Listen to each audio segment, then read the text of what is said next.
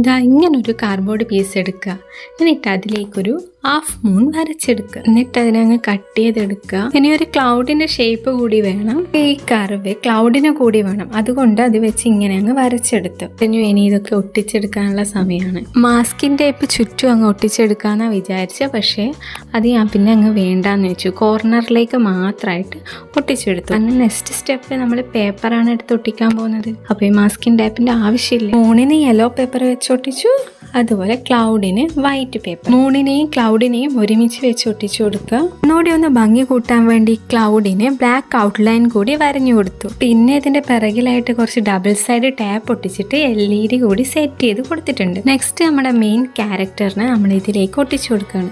വരച്ച് കട്ട് ചെയ്ത് എടുത്തതാണ് ഈ സ്ലീപ്പിംഗ് ബേബീനെ. അത് റെക്കോർഡ് ചെയ്യാൻ പറ്റിയില്ല. ലൈറ്റൊക്കെ കത്തിച്ചു നോക്കുമ്പോൾ ഈ മൂണിനെ ഒന്നുകൂടി ഒന്ന് ക്യൂട്ടാക്കിയാലോ എന്നൊരു തോന്നൽ. അതുകൊണ്ട് 2 കണ്ണും വായൊക്കെ അങ്ങ് വരച്ചു കൊടുത്തു. അപ്പൊ ഫൈനലി ഈ സ്ലീപ്പിംഗ് ബേബി മൂൺ ക്യൂട്ടായിട്ടുണ്ടെന്നാണ് എനിക്ക് തോന്നുന്നത്. നിങ്ങൾക്ക് എന്താ തോന്നുന്നത്? ഈ ബേബി മൂൺ ഇഷ്ടമായെങ്കിൽ ഒന്ന് സബ്സ്ക്രൈബ് ചെയ്ത് സപ്പോർട്ട് ചെയ്യാം.